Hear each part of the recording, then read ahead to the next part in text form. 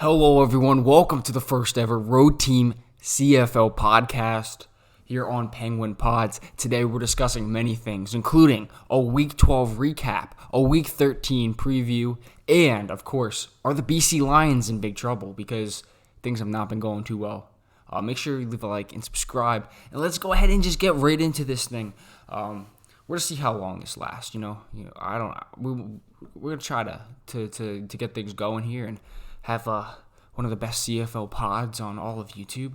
I gotta get plugged in, to be honest, with the other people. But first things first, let's go over how Week 12 went. I hope everyone who watched the games had a fun time because we had some fun games over this past week. All of them went the direction I did not want them to go in.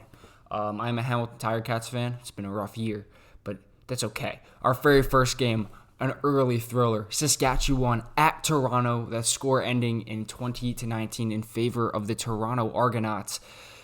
And, well, Trevor Harris, he got out to a hot start. The Riders looked like they were going to be in full control of this game. Chad Kelly making his season debut with the Argos this year after his suspension. And things were all in favor of Saskatchewan at the beginning, but then there's a big pick by Deshaun Amos along the sideline that kind of turned the tide of the game a little bit. The Rough Riders defense balled out, like 3 huge defensive stops at the 1-yard line. It's the only reason why the Riders stayed in the game once Trevor Harris and the Riders offense struggled. The defense was playing lights out. CJ Revis had a monster game with 10 tackles, big TFL, and a huge hit on I forget where the hit, who the hit was on, but it might have been Cameron Dukes, I think, at the 1-yard line, but he prevented a touchdown. That's all I remember there. But that defense played lights out, and it still was not enough. And I was just absolutely mind blown by how the ending of the game went. And I'm not even talking about the fact that Toronto won on a rouge, a missed field goal out of the back of the end zone. I'm talking about Saskatchewan's play calling towards the end of the game. If anyone doesn't know, it was 19-16. Saskatchewan had taken back the lead, and Toronto marched down and kicked a field goal with about 50 seconds left. And on the following return, Saskatchewan had a holding penalty, which set them up at their own 8 to start the drive. Now, if you're in this situation, what do? Number one, do you go ahead and, try to play for overtime and just run the clock out? Or number 2, do you try to go all the way down the field and get in the field goal range for a game-winning field goal? I think you go option 1. Saskatchewan tried to go option 2, and on the very first play, Trevor Harris dropped back at his own 1-yard line, nearly got safetied, and got sacked. Then, on second down, they decided to throw the ball to the sticks, and Corey Mace, their head coach, called a timeout prior to the snap, which they picked up the first down, but it didn't matter. Then they ran the pretty much exact same play, incomplete pass to Samuel Emelis. And then they punted to the best returner in football, and easy, just already in field goal range. And doesn't matter that Liram Hailarahu, who did have a huge 50-yard field goal earlier, we're going to give him the benefit of the doubt here, misses his field goal because they're so close already. So I'm just mind blown. But that was the Saskatchewan game. Royce Mechie on Toronto, big game. 4 TFLs, just had to shout that out, Got to show the defensive guys some love. Toronto, huge win. They go ahead and improve to 6-4, which is hard to believe because I just don't think they're that good. But they're starting to get things figured out, it looks like, at least. And yeah, our second game, the heartbreaking game. This game was tragic. This is the third heartbreaker of the year for the Hamilton Tiger Cats as they took on the Winnipeg Blue Bombers at Winnipeg, at Princess Auto Stadium, the greatest name of a stadium, whatever. Winnipeg had full control of this game early on. They were absolutely manhandling the Ticats in time of possession. Brady Oliveira was gashing the Ticats. It wasn't like he was breaking big runs. He was just chunk play. And it was pretty difficult to watch, honestly. I don't know what I expected. They have one of the worst defenses. Probably the worst defense in the league. I love my guys, but statistically speaking, not very good. And Brady Oliveira ran all over the Ticats, but Winnipeg just could not put the ball in the end zone. And it was 6-3 for a while. And then there was a fumble on special teams. And big touchdown for Winnipeg. Michael Ayers fumble recovery for a touchdown.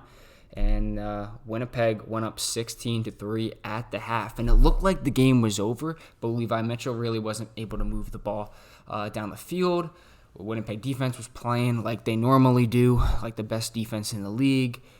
But the Ticats D was under Chris Jones, new defensive coordinator. Looked like a different unit out there, and a huge interception by Jamal Peters early on kept Winnipeg off the board offensively. So, what was going to happen next? The Ticats were going to go crazy. Greg Bell, not just one, but 2 touchdowns for the second week in a row, goes ahead, and out of nowhere, the Ticats take a 20-19 lead at the end of the third quarter. I was going absolutely just bonkers when this happened. Just a lot of chunk plays, specifically to Tim White, who caught 7 balls for well over 100 yards. The Ticats were absolutely horrible on second down. They were 4 for 17 on second down, but they were a lot of big chunk plays in this game, specifically to Tim White. Got the ball down the field, and Greg Bell finished business to make it 20-19. And then the Ticats had control of the ball for a lot of the fourth quarter. And Mark Leggio, the former Bomber, missed a big field goal, but honestly, I don't think that mattered because Lucky Whitehead took the ball out of the end zone. Poor field position for Winnipeg. Ticats got the ball back and then kicked a field goal of their own to go up 4 points, 23-19. And then there was a huge interception inside of 3 minutes by Nick Wilson. Ball got batted up in the air, and it looked like the Ticats maybe might win a game. And it didn't happen. Zach Collaros and the offense come alive. Huge plays along the drive to Ontario Wilson, and big touchdown for Kenny Lawler. And just an absolute just sword to the chest. Winnipeg holds on and wins 26-23. BC and Ottawa. This game was interesting. Nathan Rourke making his second start. BC's the big topic of today's discussion, And Nathan Rourke started out pretty hot, very similarly to Trevor Harris. He found Justin McGinnis, arguably the number 1 receiver in the league. He leads the league in yards. Just hasn't been being utilized that recently with Keon Hatcher's return. And he had a huge first quarter. I believe all 5 of his catches were in the first quarter. I could be wrong. I know he had at least 4 balls, but he was getting yards after the catch, breaking tackles, dragging the defenders along with him. I had him on my fantasy team, and I thought this was going to be another 44-point game. Maybe not that, but, a big boy game for Justin McGinnis, and they just could not get the ball to him the rest of the time. But in that first quarter, Nathan Rourke looked very good, and then it just evaporated. And Ottawa, Elijah McGee with his second pick on this season, another kind of swing moment. Jalen Acklin, which we'll talk about him in a little bit too. He had a big touchdown. Then Nathan Rourke responded by a big boy 51-yard run. And that was the last, I think, of Nathan Rourke really for the day that we saw in terms of playing like the Nathan Rourke that we saw a couple years ago. And then Ottawa, 17-12, down at halftime, completely turned things around in the second half, beginning of the third quarter. Nick Marner, the hero of the game, 64-yard touchdown, took one to the house. He would do it again later on, had 2 touchdowns. There was a huge fumble right after the touchdown. BC kept points off the board. There was a Jalen Acklin touchdown that got called back for offensive pass interference by a good challenge. And there was that too. But Ottawa just they handled business in the second half. Unfortunately, Jalen Acklin, he had looked like another touchdown, and he got hit, landed on his neck. It was a little bit of a scary moment. The ambulance was out in the field. Thankfully, he's doing better now. Was released from the hospital, but prayers up for him, really, for real. It's an unfortunate sight to see, but Ottawa held on, won the game for him. BC made it interesting late, but that did not matter. Ottawa, Drew Brown, 390 yards, 3 touchdowns, overcame his one poor throw, and it was all Red Blacks in that second half. So big victory for them, and they're going to continue to try to roll on and move forward from that, they'll have BC again next week. In our final game, Edmonton, Montreal, another fun one where guess what? The losing team, who is also the visiting team, its quarterback got off to a hot start. McLeod Bethel-Thompson was letting it rip. He was slinging the rock early on. Found Geno Lewis in his favorite target, Curly Gittins, for touchdowns. And Edmonton had a 17-6 halftime lead, which they would not score a single point. The second half would turn into the Cole Speaker show. Cole Speaker, 2 tutties on 5 balls for over 100 yards, 2 really nice touchdowns, including a ball in the back of the end zone on the right side. Just a big boy game for him. Charleston Rambo caught a couple balls. And the big storyline of the game, Austin Mack coming back to Montreal. And he had 3 balls, was targeted a decent amount for his return. And shortly after the game, signed a 4-year contract extension to stay in Montreal. So even with Tyson Philpott down, Montreal's receiving core looks pretty good still. Fajardo has a lot of options. Cody Fajardo really played well in that second half. And let's also talk about that Montreal defense. 2 stops at the end of the game inside of 3 minutes where Edmonton threatened. They got down to the 12 and they got down to the 19 of Montreal. And the Owls kept them off the scoreboard both times, winning this game 21-17. There was a big Boris Beatty missed field goal earlier on in the game, midway through the fourth quarter. If Beatty makes that field goal, we probably have a different type of game towards the end. But another thriller. Montreal improving to 10-1, and they're very close to clinching a playoff spot, which we know they're going to get in. So that is our recap for this week. A lot of really fun games. Now, the question, is BC in big trouble? The answer is I think so. Now, the West is pretty interesting right now. The Rough Riders, who got a pretty good start on the year, are the number 1 spot in the West at 5-5-1. They have not looked too hot recently and have invented ways to lose games or not win games, which is pretty funny. Winnipeg, who started 0-4, has roared all the way back and occupies the 2 spot at 5-6. BC also at 5-6 in third. Calgary at 4-6 right there. And Edmonton 3-8. Don't count them out, especially because they have a couple games against Calgary where they can make up some ground there and they get some help. Edmonton might be back. I can't say they've be back. They haven't been in the playoffs in a bit, but Edmonton looks good. They have a good football team. If Trey Ford comes back, I don't know. But BC has lost 5 games in a row after starting out the season 5-1. The obvious first thing is that Vernon Adams, the guy who is going to probably win MOP if he stayed healthy all year, not probably, he was going to, an electric start offensively, gets hurt in the game against Winnipeg. Now, before that, they lost a close one to Calgary, 25-24. Then they play Winnipeg, and Winnipeg embarrasses them 25-0. Vernon Adams goes down. It's probably the worst possible game you could have ever expected to see from a BC Lions fan's perspective. Adams goes down, and you have Jake Dolegala taking the field the next week against Edmonton. That didn't go too well, and I'm going to be honest, Jake Dolegala didn't play bad. I think there's a lot of drop passes in that game and just unfortunate things that he could not control. I think he played rather well.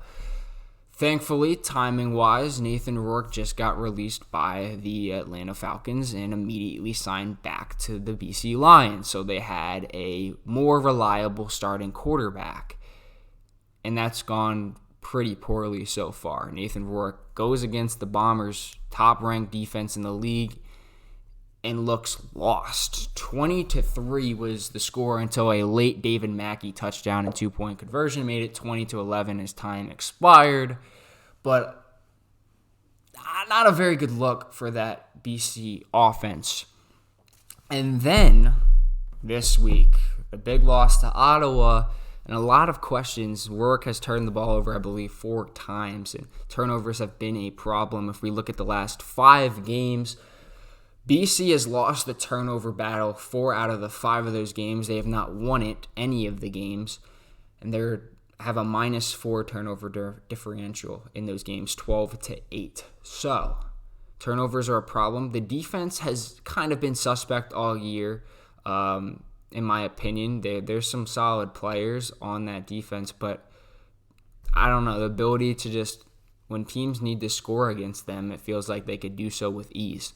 BC pretty good in the sack department, but it doesn't matter. The Hamilton Tiger Cats are good in the sack department. That does not make your defense good when you have liabilities in the secondary, and just ability to make tackles is probably the bigger thing in terms of if we're going to talk about BC. But the defense is concerning to me.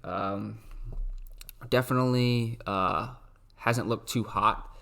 In this 5-game span, BC's allowed 27 points per game, which isn't like atrocious, but it's not good. That's not good.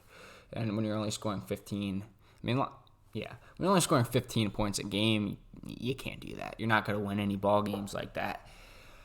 So defense needs to play better. Offensively, you have 3 very, very solid wide receivers, and all of them have looked lost in the last several weeks. Now, it makes sense. Vernon Adams not there.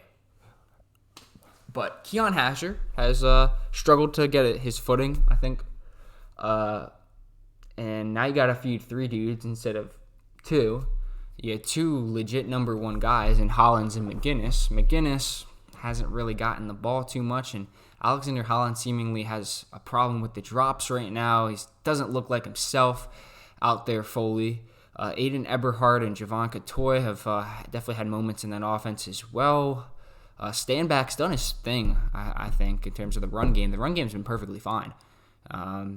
But just, it's been rough. Getting those guys the ball. And obviously, Nathan Rourke takes over. And this is the biggest thing that the broadcast pointed out and that I'm thinking about heavily is that Nathan Rourke just went from trying to fight for a roster spot to be a third-string quarterback to, I got to be the leader of the team, and I'm supposed to be the guy. And I was the guy before, and I have to step in against the best defense in the CFL and go and be that guy. And it's a tough adjustment. It's a complete different type of game. The pacing's different. The style of play is different. Now Nathan Rourke's asked to be that, not just the leader, but the guy in 3 days' notice. And he looked better out there and looked a little bit more comfortable against Ottawa. He made some adjustments, but yeah, I think there is definitely some slack to give him. That being said, though, I can't see Nathan Rourke just stepping up and playing like his quote-unquote old self just like that. It's hard when you play a team a second time. You obviously have full film on them, but they have full film on you, and I do think Nathan Rourke at quarterback is a concern right now. And there's a discussion at halftime on, I think, the Montreal and Edmonton game. And they were like, if you could start one right now, who would you start? And I forget who said it, but someone said Nathan Rourke. And I said no. If Vernon Adams was healthy, which he's not right now, so yeah. Vernon Adams is healthy. Vernon Adams, give me Vernon Adams right now. And nothing against Nathan Rourke. Vernon Adams is just Vernon Adams. So it's going to be interesting going forward, especially with the contract of Rourke, how BC is going to manage that. So that's, I think, a different thing, that there's going to be a quarterback controversy, especially if Nathan Rourke plays well. That adds to the in trouble. BC is in a very crowded West, and they don't really have an identity right now. I think that's the biggest thing. So I'm not huge on Nathan Rourke being able to make adjustments. In terms of he's going to make adjustments. I mean, like playing like that. His old self, like in the near future. I think if you give him some time, maybe he gets hot towards the end of the year, and if the West stays like super close and no one's really pulling away, maybe BC gets hot, but you're expecting Vernon Adams to come back by that time. So I don't know. I think right now BC is just waiting for Vernon Adams to come back and hopefully can make some adjustments and start feeding their receivers. The ground game's been good, as I said before, but there is concerns on both sides of the ball. Special teams wise, Sean White's been Sean White, but yeah. So that answers that question. We'll go on finally to our Week 13 picks. Big week, Labor Day week. We got Ottawa at BC, and I just said, is BC in big trouble? I think so. And who do I have in this game? I have BC winning this game. It's hard to beat a team twice. Ottawa's got to go to BC to do it as well. I think BC squeezes out a win. Ottawa has just found ridiculous ways to win games this year. I don't think they're as good as their record. Drew Brown has played pretty well, and obviously, like Mazzoli in his place the other week played pretty good. Dustin Crum has just been. I don't like watching Dustin Crum play quarterback. I'm sorry, but they have a very complete team. I mean, the receiving core, they're going to be missing Ackland, which is unfortunate. Pimpleton's been hurt recently, but they just have guys, and Justin Hardy, big boy number one receiver. Braylon Addison's starting to get going. Their defense is really good in terms of just how it's played recently. That being said, I think BC goes and gets the job done. I don't think Ottawa stumbles into another accidental victory. Not that their wins have been accidental, but you know what I mean. Like, they've just found ways to win games that I don't feel like they normally would win. But I wouldn't be surprised if Ottawa wins. And I wouldn't be surprised if Ottawa straight up stomps over BC. Still going to take BC. We'll get to the game of the week in a second. We'll skip over the second game. We'll go to Toronto and Hamilton. I'm biased. Hamilton Tiger Cats all the way. Now, could this game get really ugly if Chad Kelly plays well? Yes. But this is a brand new Ticats defense. This is brand new. Give me the Ticats by 25. We're not winning by 25. Levi Mitchell's throwing for 352 yards.